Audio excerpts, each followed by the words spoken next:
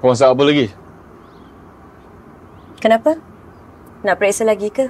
Takut ada racun? Ada lagi? Tak payah nak periksa lah. Saya tak sebodoh tu nak racun diri sendiri. Kau masak apa?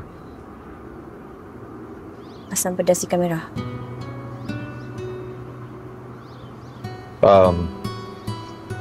Aku pun belum lunch lagi ni. Cik nak? Boleh? Boleh.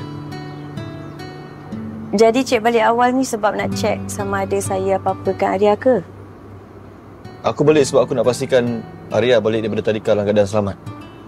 Oh, tapi nasib baik saya ada kat rumah. Sebab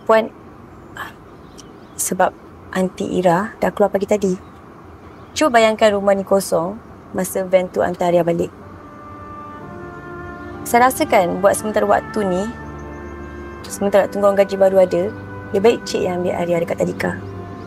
Lagi selamat kan? Kau nak mengajar aku macam nak jaga anak ke?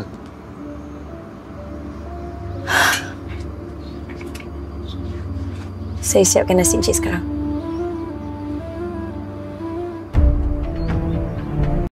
Suka